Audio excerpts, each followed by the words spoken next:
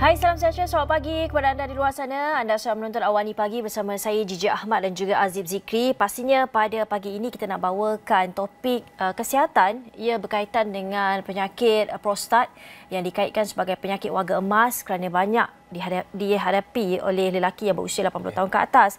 Namun, trend itu sebenarnya berubah apabila kini ia semakin banyak dihidapi lelaki yang lebih muda. Ya, dan semakin banyak penyakit berkaitan prostat yang perlu kita fahami dan perlu kita cakna, terutama yang melibatkan kes seperti kelenjar prostat yang membengkak.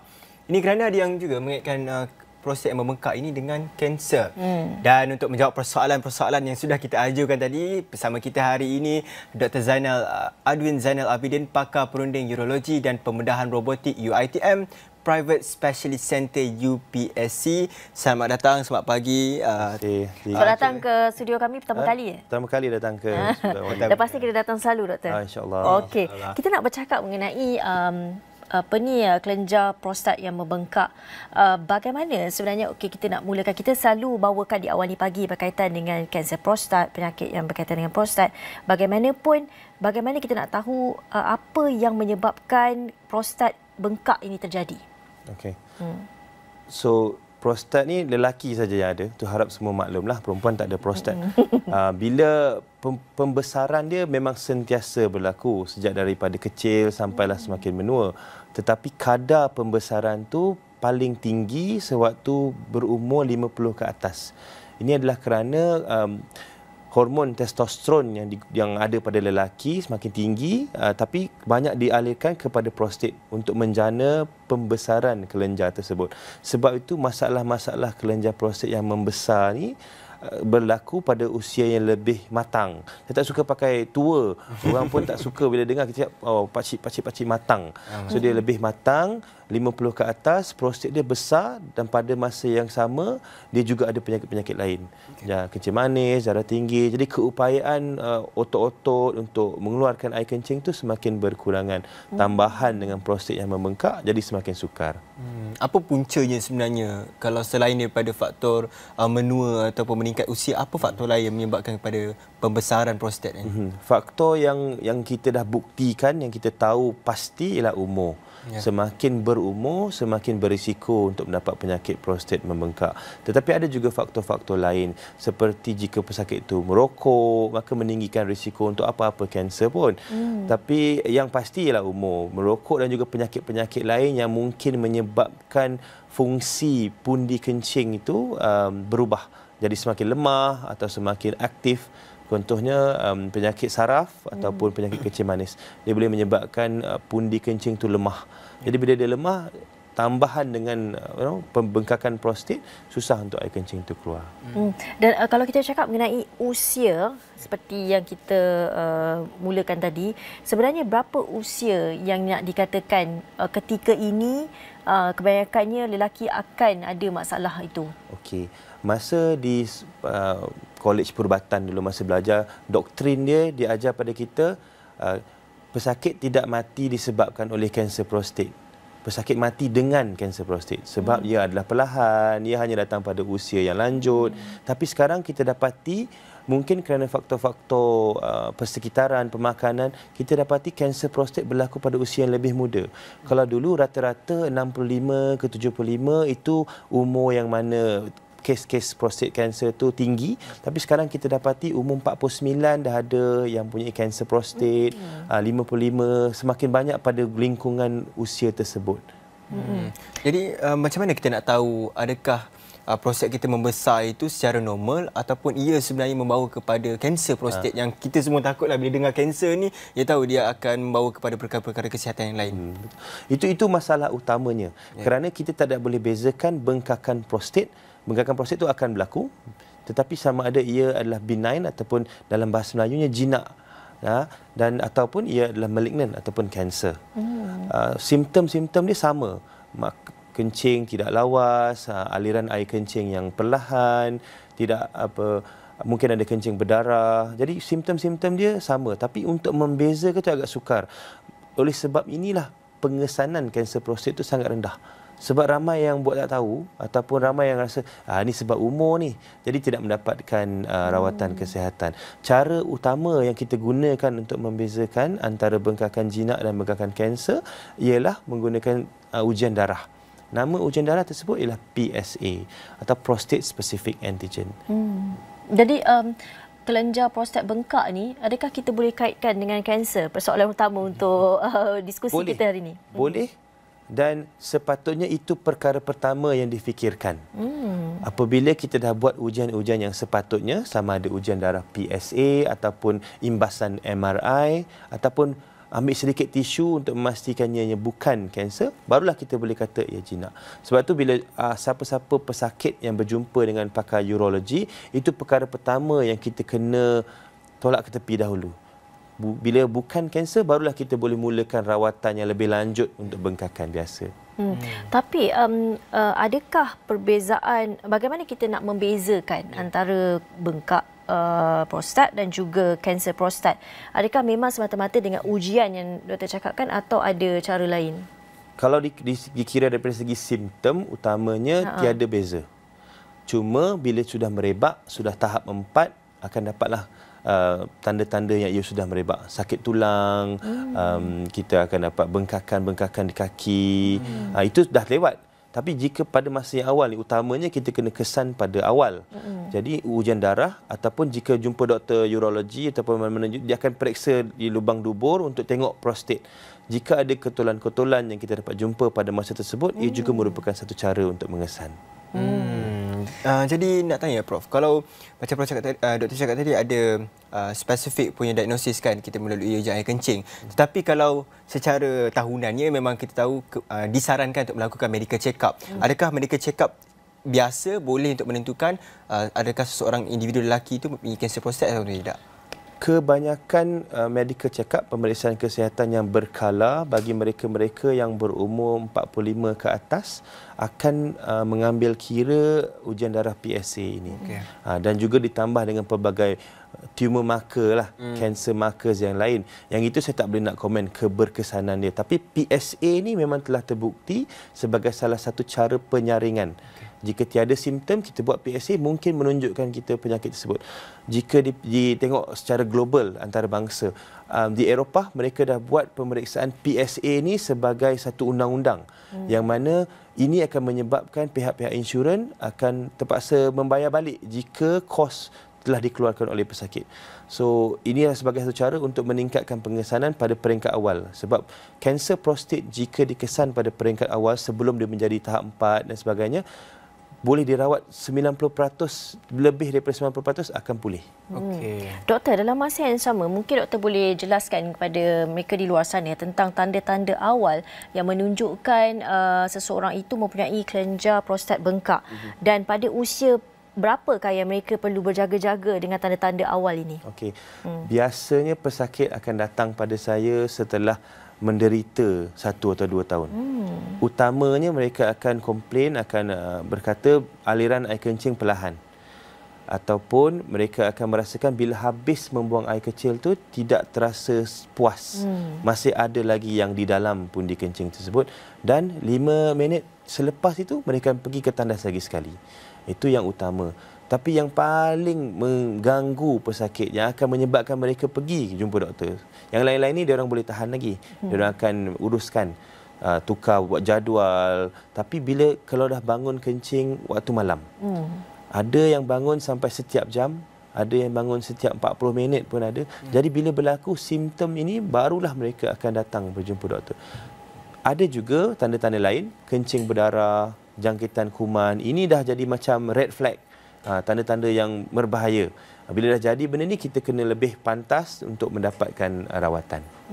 Sebenarnya apakah sebenarnya risiko atau faktor risiko tertentu yang memungkinkan sebenarnya pembesaran prostat ini berkaitan dengan kanser? Faktor ini macam doktor cakap, selain daripada umur dan juga merokok, apa benda? Jika dalam keluarga, faktor genetik juga ada komponennya dalam peningkatan kes kanser prostat. Jika seseorang itu mana bapa ataupun first degree relative lah kita panggil, dia orang punya keluarga dekat tu yang ada kanser prostat, ia meningkatkan risiko untuk mendapatkan kanser prostat juga. Tetapi jika faktor genetik, kalau kita kata ada jin kita panggil BRCA gene yang mana ini lebih popular pada kanser payudara. Jika mak ataupun nenek mempunyai kanser payudara, ia juga meningkatkan risiko untuk mendapatkan kanser prostat jika dia seorang lelaki. Okey, menarik sekali apa yang dikongsikan Dr. Zainal kepada kita pagi ini. Kita bercakap mengenai kelenjar prostat bengkak, adakah ia adalah kanser? Tapi kita perlu berhenti rehat seketika. Kembali selepas ini kita akan banyak lagi nak membicarakan mengenai isu kesihatan ini bersama dengan Dr. Zainal Adwin. Kita berhenti rehat, kita kembali selepas ini.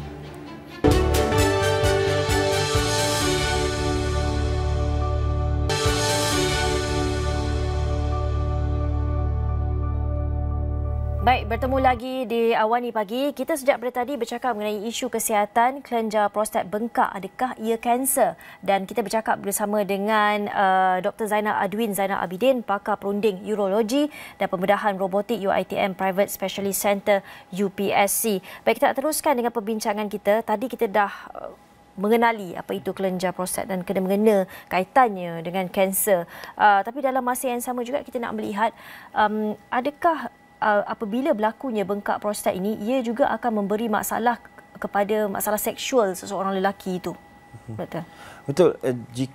Fungsi utama kelenjar prostat ini ialah menghasilkan bendalir yang bersama dengan sperma. Air mani itu komponennya adalah sperma dan juga bendalir yang datang daripada prostat.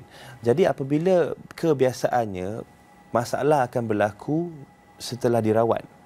Sebab tu bila kita rawat prostat membengkak tu, kita mahu buka jalan kencing tu supaya lebih laju dan juga kita mahu mengecutkan kelenjar prostat tersebut. Ni jika dia bukan kanser lah. Jika ia kanser, dia soalan dia punya cara kita pandang dia lain.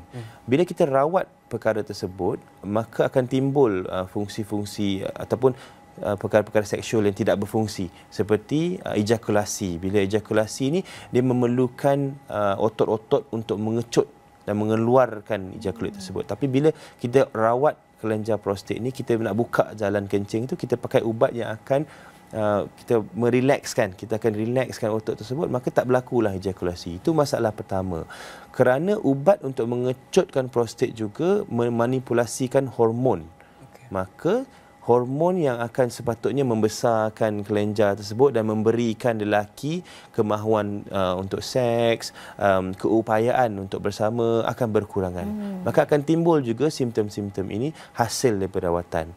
Oleh sebab ini, kita perlu pantau pesakit dengan rapat untuk lihat sama ada mereka dapat kesan-kesan ini atau tidak. Dan juga ada pelbagai lagi pilihan rawatan lain yang bukan ubat-ubatan untuk menangani isu ini jika berlaku. Jadi itu perspektif itu kalau kelenjar prostat membengkak. Bagaimana pula daripada perspektif kanser prostat? Adakah ianya invasif dia punya metod untuk kita rawat dia ataupun ada cara yang lebih baik? Okey. Kanser prostat ni macam saya cakap, pada peringkat awal 90% ke atas akan pulih. Pilihan untuk rawatan ada pelbagai. Pada masa kini kerana teknologi semakin meningkat, kita ada nombor satu ialah pembedahan. Pembedahan pada masa dahulu dia menggunakan teknik terbuka, open, iaitu potongan besar di bahagian perut untuk mendapatkan jalan ke prostat. Tapi sekarang kita ada jalan menggunakan robotik. Pembedahan robotik menggunakan pakai pembedahan kunci, keyhole surgery. Tetapi pergerakan alatan tersebut digerakkan oleh robot, dikawal oleh pakar bedah. Jadi pakar bedah tu tidak berada di sebelah pesakit. Pakar bedah tu akan bersama di dalam dewan bedah, tapi di satu kawasan yang kita panggil konsol lah. Kalau macam main video game kan, ada video game konsol kan. So konsol untuk pembedahan robotik tu dia akan memberikan kita seolah-olah kita berada di dalam perut pesakit tersebut. Seperti visual yang anda sedang tengok di Awani sekarang ini merupakan antara pembedahan robotik ya, doktor, yang di mana doktor tidak berada di sebelah pesakit tetapi jauh.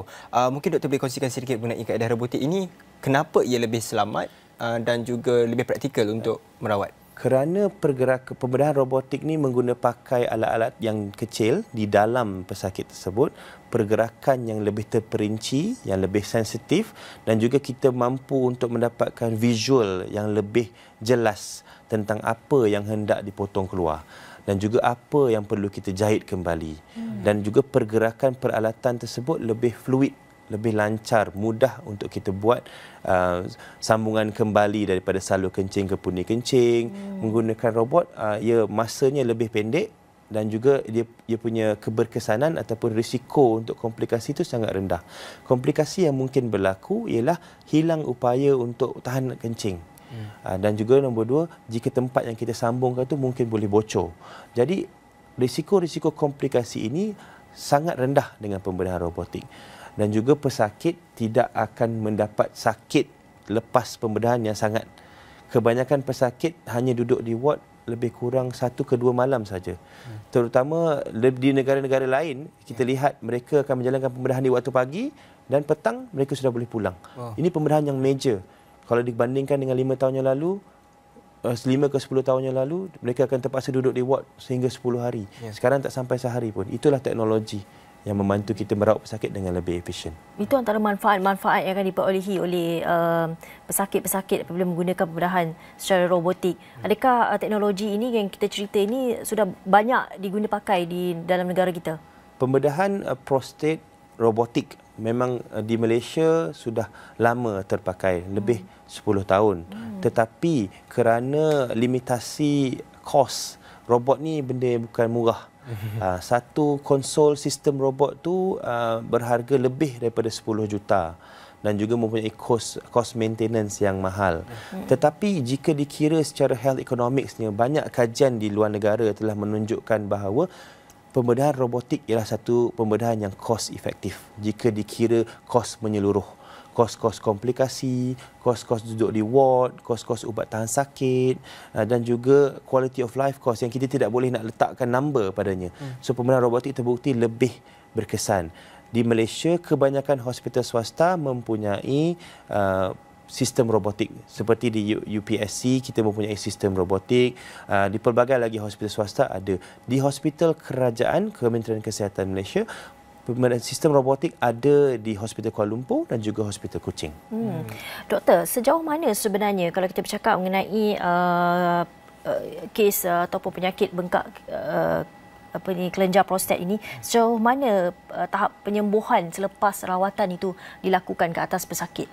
Okay, jadi bila kita buat pembedahan robotik, keutamaan pertama ialah kanser tu kena keluar. Cancer clearance kita panggil. Nombor 2 ialah fungsi. Maknanya keupayaan pesakit tersebut untuk kembali ke hidup normal. Maknanya 2 aspek utama. Kebolehan untuk tahan kencing, continence. Nombor 2 ialah keupayaan untuk menjalankan hubungan seks ataupun potensi. Jadi dengan pembedahan robotik, kebiasaannya jika dilihat, ia bergantung daripada pusat ke pusat lah. Jika sesuatu pusat pembedahan itu mempunyai banyak pembedahan prostat robotik, maka kadar komplikasi akan menurun dengan mendadak. Jadi, dua benda tersebut bergantung. Jika seorang tu pakai bedah yang punya volume yang tinggi, komplikasinya rata-rata kurang daripada 10%. Tapi untuk fungsi ereksi dan juga fungsi seks, pemulihannya akan mengambil masa yang lebih lama.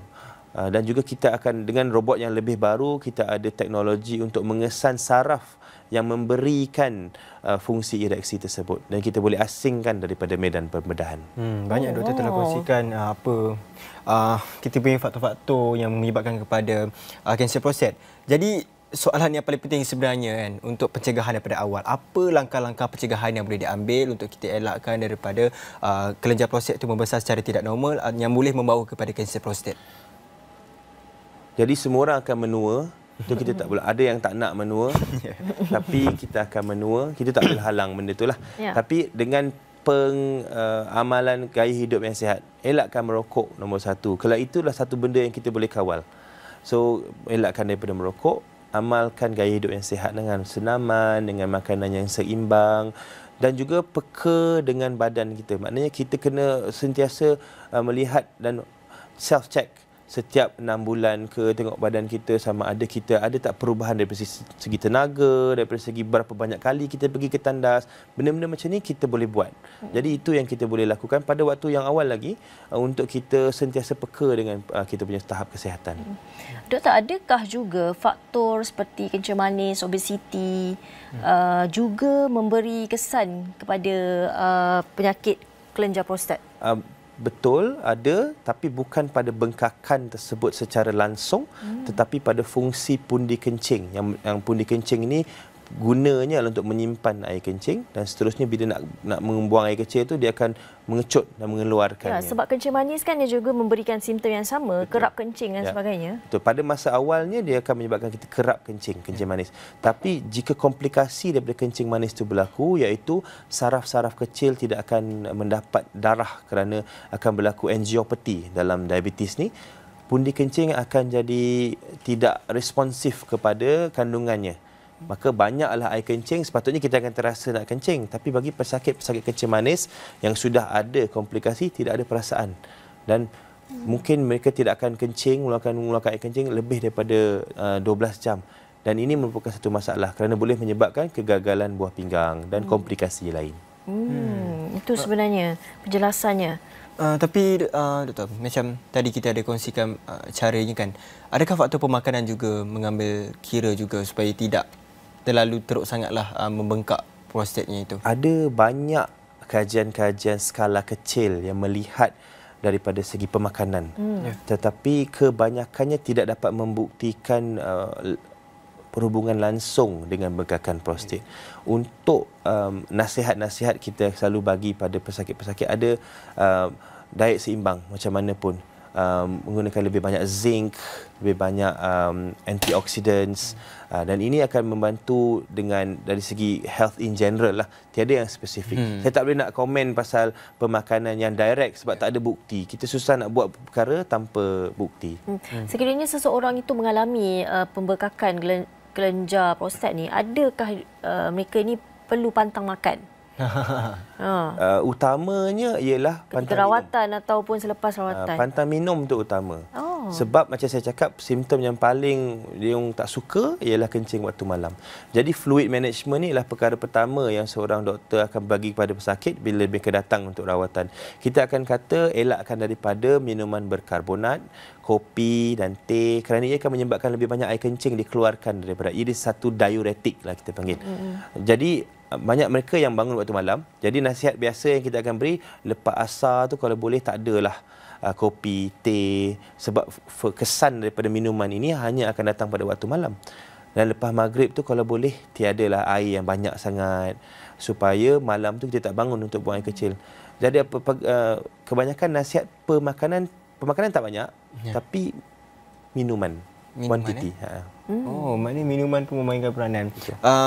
Kita tahu minum kafein ataupun teh ni selepas petang itu memang akan memberikan banyak kesan. Dia akan memberikan kesan secara langsung kepada prostat ataupun tidak? Dia akan menghasilkan lebih banyak air kencing. Okey. Maka kita akan kerap untuk kencing. Dan tambahan dengan bengkakan prostat yang menyebabkan kualiti pembuangan air kecil kita itu dah merosot, dia akan mengganggu kualiti kehidupan in general.